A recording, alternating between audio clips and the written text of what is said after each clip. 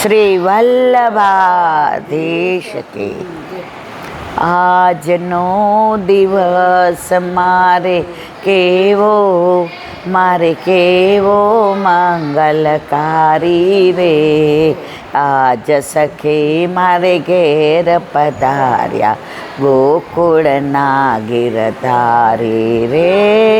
આજનો દિવસ આજ સવારે ઉઠ્યા ત્યારથી ને ગુસાઈજી વલ્લભ ઠાકોરજી એમનાજી એવી કૃપા કરી કે ઉઠ્યા ત્યારે ખબર નહોતી ક્યાં જવાનું છે, પણ ગુસાઈજીને ખબર હતી કે મારે બોલાવવાના જ। તો સવારે ગાગા ગુગળની બેઠક ગયા અને ત્યાં મુખિયાજીએ જે બધું સરસ સમજાવ્યું અને પછી મેં વિનંતી કરી કે આ યુટ્યુબમાં મૂકીએ, તો એમણે એટલા પ્રેમથી હા પાડી અને સવારે તમને બધાને ગુસાઈજીએ કીધું કે તું એકલી સાંભળે તો તું મર્યાદા માર્ગી, અને બધાને સંભળાવે ને દેખાડે દર્શન કરાવે તો તું પુષ્ટિ માર્ગીએ। તો આજે ગુસાઈજીની પરમ દયા, પરમ કૃપા, પરમ કારુણ્ય, પરમ દીનતા કે આજે બધાને ગુસાઈજીના ગાગા ગુગળ બેઠકજીના દર્શન થયા। આ બેઠકમાં એવું છે, એક બાજુ ગાગા ગામ છે અને એક બાજુ ગુગળ છે અને વચમાં ગુસાઈજીના બેઠકજી છે। તો સવારે ત્યાં જે આનંદ લીધો છે એ આનંદનો કોઈ પાર નથી, શબ્દો દ્વારા વર્ણવી ના શકાય। અને પછી ત્યાંથી અહીં આવ્યા, 1 મિનિટ, તો આજે રૂક્ષ્મણ વિવાહ 10 વાગ્યા સુધી ચાલ્યો, હજી તો બધા આવતા જાય છે, પણ અમારે હજી થોડું બાકી હતો સત્સંગ, એટલે દોડતા આવીને બેસી ગયા, કારણ કે પછી સવારે પાછું પૂર્ણાહુતિ છે અને પછી ઘરે નીકળવાનું જ। તો વલ્લભ જેને વિઠ્ઠલ નાથ વિચારે રે ને પ્રગટ પદાર્થ ચારે રે, ગુસાઈજીની પરમ કૃપા। અને પાછા અમે ગુસાઈજીના બરડિયા બેઠકે જ આવ્યા। હવે એ બેઠકનું મહાત્મ્ય જ્યાં સુધી ન સમજીએ ત્યાં સુધી આપણે અધૂરા, સમજીએ એટલે મધુરા।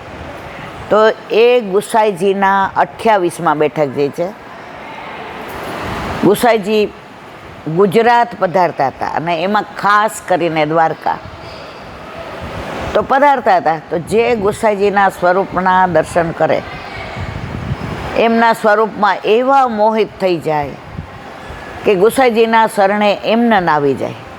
તો પધારતા હતા, તો એક વૈષ્ણવ આવ્યો, વૈષ્ણવ ન કહેવાય, જ્યાં સુધી બ્રહ્મ સંબંધ ન લે ત્યાં સુધી વૈષ્ણવ નહીં। એટલે ગુસાઈજીની પાસે રોડ ઉપર આવ્યા, એટલે ગુસાઈજીએ કીધું આવો ભાઈ। હવે ગુસાઈજીનું મૃદુ મૃદુ બોલવું, વચનામૃત, મુખારવિંદ, સ્વરૂપ, તેજ, આભા, પ્રકાશ, પુંજ આ નિહાળી અને પહેલાં કીધું જે રાજ મને શરણે લ્યો, અને એને શરણે લીધા, બ્રહ્મ સંબંધ દીધું। પછી કીધું કે રોજ સેવા અને સત્સંગ સ્મરણ કરજો, તો કે સારું।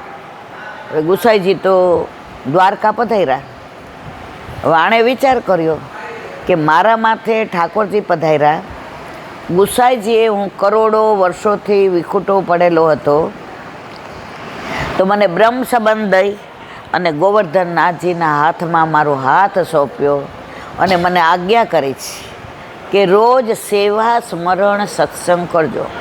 સેવા તો મને પધરાવી દીધી તો હાથ પવિત્ર કરું છું, સ્મરણે થાય છે, પણ સત્સંગ કોની સાથે કરું? આખા ગામમાં કોઈ વૈષ્ણવ નથી। પછી જે વૃક્ષની નીચે જે જગ્યાએ ગુસાઈજીએ બ્રહ્મ સંબંધ આપ્યું હતું એ વૃક્ષ પાસે આવ્યા, અને આમે શાસ્ત્ર એવું કહે છે વૃક્ષ આપણા પહેલાં વૈષ્ણવ છે। તો ત્યાં આવી અને રોજ ભગવત વાર્તા કરે, સુબોધિનીજી વાંચે અને બધું ભગવત વાર્તા ત્યાં બેઠા બેઠા કરે, અને ઓલું વૃક્ષ આમ આમ જાણે એવું લહેરાય કે આહા મને આજ તમે સત્સંગ સંભળાવો છો, અને રાજી થઈ ગયા। પછી તો ઘરે આનંદ મારીએ કે મને તો રોજ સત્સંગ મળી ગયો, ઓલું વૃક્ષ રોજ સાંભળે।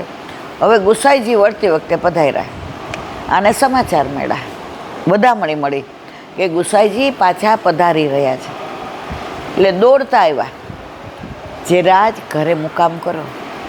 અત્યારે તો અવેર થાય છે, પણ બીજી વાર આવીશ ત્યારે ચોક્કસ તારા ઘરે આવીશ. પછી ગુસાઈજીએ પૂછ્યું, સાંભળ, ઠાકોરજીની સેવામાં હાથ પવિત્ર કરે? હા રાજ. સ્મરણ કરે છે? હા રાજ. સત્સંગ કરે છે કે હા? તો કે તારા ગામમાં કોઈ વૈષ્ણવ તો છે નહીં. ગુસાઈજી તો પુષ્ટિ પુરુષોત્તમ ચંદ્રાવલીજીનું સ્વરૂપ, અંતર્યામી, એમને બધી ખબર હતી.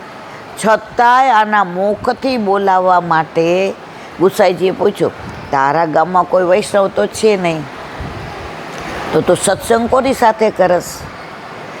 ત્યાં એ ઝાડ નીચે ઊભા હતા કે જે રાજ આ વૃક્ષની નીચે કરું. તો ગુસાઈજીના સ્વરૂપને જોઈને વૃક્ષ નીચું નમવા માંડ્યો, નીચું નમવા માંડ્યો, નીચું નમવા માંડ્યો. અને ગુસાઈજી જ્યાંની પાસે ગયા તો એવું નમી ગયું કે ચરણ સ્પર્શ કરી લીધા અને વળી ગયું. અને એમાંથી એક દિવ્ય પુરુષનું પ્રાગટ્ય થયું અને ગુસાઈજી એનો ઉદ્ધાર કર્યો. એ વૃક્ષ વળી ગયું એટલે વરડિયાના બદલે બરડિયા થઈ ગયું અને એ ગામનું નામ પડ્યું બરડિયા. જ્યાં આજે આપણે દર્શન કર્યા, જ્યાં આપણી સપ્તાહ ચાલે છે અને જ્યાં બધા વૈષ્ણવો ગામે ગામથી પરદેશી આવે છે અને જારીજી ભરે છે, ગુસાઈજીથી અતિ પ્રસન્ન થાય છે. આજે 2 દિવસથી આપણે જાવ જાવ કરીએ છીએ, બરાબર, પણ આ બધાના આગ્રહને વશ થઈને આપણે જઈ શકતા નથી. રોજ ગુસાઈજી પાસે જઈને પૂછું કે હવે કાલે તો અમારે જવાનું, ફરી બોલાવજો. તો ગુસાઈજી કેટલા કૃપાળુ, સવારે પાછી પહોંચી જાઉં. તો હું એટલી આનંદમાં આવી જાઉં, એટલી આનંદમાં આવી જાઉં કે હજી ગઈકાલે તો મેં વિનંતી કરી કે મને ફરી ફરી બોલાવજો. 1 મિનિટ. તો આપણે જે બેઠકજીના દર્શન કર્યા એ વરડિયા નહીં પણ બરડિયા. તો ગુસાઈજીને પરમ દિવસે વિનંતી કરી ફરી ફરી બોલાવજો. તો આ લોકોએ ના જવા દીધી. પાછી કાલે મેં કીધું આજ તો જવું જ છે. પાછી દર્શન કરવા ગઈ તો મેં કીધું ફરી ફરી એટલે તો તરત બોલાવ્યા. પાછી કાલે કહીને આવી કે હવે કાલ તો મારે જવાનું જ છે અને આજે રોકાઈ ગઈ, હવે કાલે મારા વાલા કૃપા કરશે. તો ગુસાઈજી કેવા પરમ દયાળ છે, પરમ કૃપાળ છે, એની અનુભૂતિ કરી. આજે બહુચીએ વ્રતનામૃત બહુ જ સરસ કર્યા કે બધાય સપ્તાહ કે ગુણાનુવાદ કાં હોટેલમાં કરે, કાં કોન્ફરન્સ હોલમાં કરે, કાં ધર્મશાળામાં કરે, અથવા તો ક્યાંય મંડપ બાંધીને. આ પહેલી એવી સપ્તાહ છે કે આજે ગુસાઈજી સાંભળે છે અને ગુસાઈજી સાક્ષાત પુષ્ટિ પુરુષોત્તમ છે. તો પોતાના ગુણાનુવાદ પોતાના જનથી સાંભળવા કેવા ગમતા હશે કે આજે બધી જ વ્યવસ્થા ગુસાઈજીએ કરી, કંઈ બાકી નહીં. પ્રસાદની વ્યવસ્થા, મંડપની વ્યવસ્થા, કીર્તનની વ્યવસ્થા, શાસ્ત્રીજીની વ્યવસ્થા, બધાને બોલાવ્યા એની. એમાં આજે રૂક્ષ્મણી વિવાહ, પછી ગિરિરાજ બાવાનો કુંવારો, પછી ગઈકાલે આપણે કેટલો આનંદ કર્યો, નંદ ઉત્સવ એવો. તો જો એક કહેવત છે કે મન હોય તો માળવે જવાય. આ લોકોનું મન હશે તો આ 9 ભાઈઓના થઈને 52 સભ્યો છે, બધાએ અતિ આનંદથી આ પ્રસંગને એટલો સરસ ઉકેલો. તો બસ મેં ગુસાઈજીને વિનંતી કરી કે અમને કાંઈક આવો મનોરથ કરાવો અને અમે બરડિયા આવીને જે આપ કહો એ, પછી સત્સંગ કહો કે કીર્તન કહો કે રાસલીલા કહો કે ઢાઢી લીલા કહો કે 3 દિવસ વૈષ્ણવને દ્વારકાની આજુબાજુની બેઠકના જારીજી ભરવાનું, કે જે આપ આજ્ઞા કરશો એ વિનંતી કરીને આવ્યા છીએ. અને ગુસાઈજી સાંભળે છે, સાંભળે છે, સાંભળે છે, એની પ્રતીતિ કરી. કારણ કે 3 દિવસથી કહેવા જાઉં સાંજે કે હવે કાલે તો નહીં, હવે આજે હું જઈ આવું, પાછી બીજે દિવસે આવું, પછી બીજે દિવસે પાછી જાઉં. મારા વાલા પાછી આવી ગઈ તો પાછું કાલે અને આજે પાછી આવી. તો ગુસાઈજી સાક્ષાત છે અને છે. તો આ બરડિયા બેઠકનું મહાત્મ્ય, બરડિયા બેઠકના સાનુભાવ. 1 મિનિટ, હા બેસી જાઓ, અહીંયા ઉતારે, અહીંયા આવજો અમારી પાસે. તો આ બરડિયાના સત્સંગને વિરામ આપી આજે જે રૂક્ષ્મણી વિવાહ થયો, રૂક્ષ્મણીજીના પહેલા ગાંધર્વ વિવાહ દ્વારકાધીશ સાથે થયા એનું વર્ણન કર્યું. પણ મારે જે સત્સંગનું મહાત્મા સમજાવવું છે એ રૂક્ષ્મણી વિવાહથી સમજાવવું છે. દુનિયામાં, વિશ્વમાં, ત્રિલોકમાં, બ્રહ્માંડમાં કોઈએ પેલો પ્રેમપત્ર લખ્યો હોય તો રૂક્ષ્મણીજીએ દ્વારકાધીશને લખ્યો છે. એનું હું તમને અનુસંધાન આપું કે રૂક્ષ્મણીજીને 4 ભાઈઓ હતા, રૂક્મીને, રૂકમણ ને રૂક્ષ્મણ ને. તો એ ચારેય ભાઈઓને ખાસ બીજા કોઈને વાંધો નહોતો, પણ રૂક્મીને દ્વારકાધીશ સાથે રૂક્ષ્મણીજીનું થાય એની સામે ખૂબ જ વાંધો હતો. એને જરાય ગમતું નહોતું. એટલે એના પિતાને એણે ચડાવ્યા કે મારી બેનના વિવાહ આજે નહીં, કાલે નહીં, ક્યારેય રૂક્ષ્મણી સાથે, કૃષ્ણ સાથે નહીં થાય, નહીં થાય, નહીં થાય. હવે એનું નક્કી ક્યાં કર્યું? શિશુપાલ સાથે. હવે શિશુપાલ નક્કી થઈ ગયું.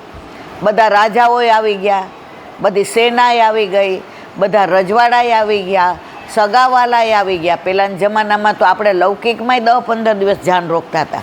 તો ત્યારે તો કેટલા રોકી હશે? 1 મિનિટ.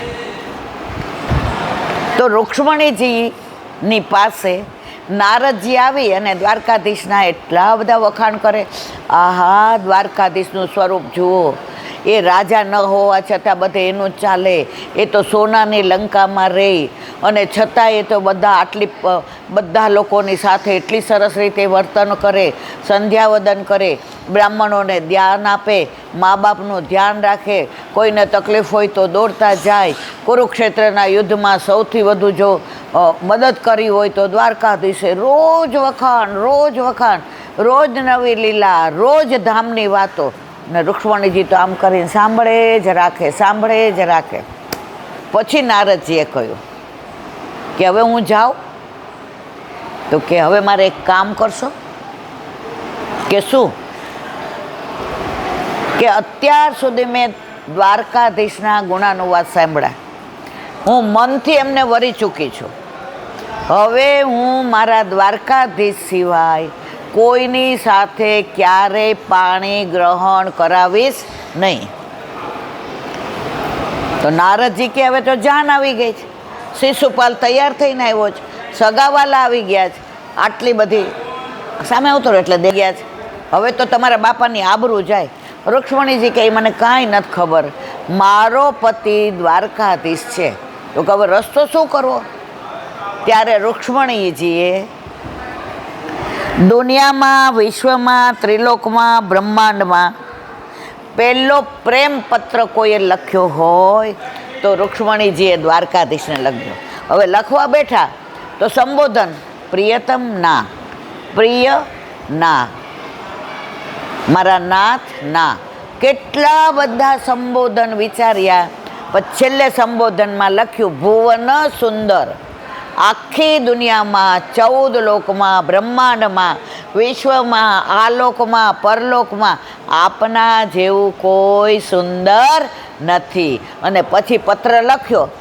એ પત્રમાં ખાસ મર્મ લખ્યો, હું મનથી આપને વરી ચૂકી છું. જો આપ મને પરણવા નહીં આવો, મારું હરણ કરીને નહીં લઈ જાઓ તો શિયાળવો છે ને, શિયાળવો એ લઈ જશે ને સિંહ રહી જશે. એટલે ઠાકોરજી કોણ? સિંહ. અને શિશુપાલ કોણ? શિયાળવો. બધું ઇનડાયરેક્ટ, કશું ડાયરેક્ટ કહ્યું નહીં. એમની વિચક્ષણતા જુઓ. નારદજીને કે આ પત્ર લઈ જાઓ.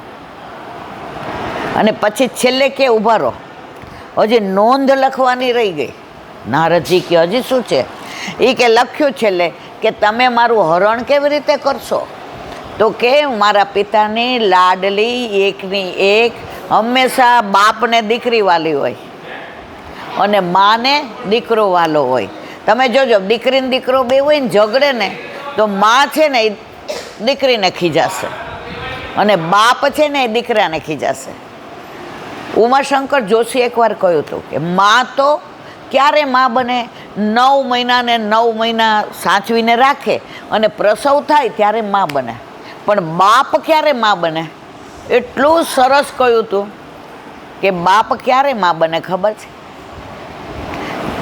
દીકરી આવે ત્યારથી બાપ એને ગમે એ કરજે, એને ભાવે બનાવજે, એને ગમે એ લઈ આવજે, પછી જીદ થાય ત્યારે માને એમ કે ના ના હું એ કહે છે એ બરાબર, તો ઘરમાં ચાલે કોનું? દીકરીનું. હવે જ્યારે એનું નક્કી થાય અને એને વળાવવા જાય ત્યારે બાપ પૂછે, બેટા હવે તારે કંઈ બાકી છે લેવાનું? હવે તારે કંઈ જોઈએ છીએ? ત્યારે દીકરી કહે છે કે મારે જોઈએ છીએ, તમારો પ્રેમ મને પડીકામાં વીંટીને આપી દો, એટલે હું રોજ થોડા થોડા પ્રેમનો અનુભવ કરીશ. બાપ ઢગલો થાય છે અને વળાવવા જઈ અને પાછો આવે છે મંડપમાં અને બેસી જાય ત્યારે ઉમાશંકર જોશી કે બાપ માં બની જાય છે. આ બાપની એક પરાકાષ્ઠા છે પ્રેમની. દુનિયામાં કોઈ એવું નથી કે જે બાપને દીકરી ના વાલી હોય. તો રૂક્ષ્મણીજીએ લખ્યું હતું કે હું જ્યારે જાન આવી ગઈ છે, રાજા રજવાડા આવી ગયા છે, ઘરમાં લગ્નનો માહોલ છે, પણ હું કહીશ કે મારે અંબિકાના દર્શન કરવા જવા છે. એટલે ત્યારે હું દર્શન કરવા આવું ત્યારે પ્રભુ આપ પધારજો અને હું નીકળું ત્યારે મારો હાથ પકડીને આપ હરણ કરી જાજો. ઠાકોરજી કે બધું તૈયાર. હવે નારદજી તો આવ્યા અને ઠાકોર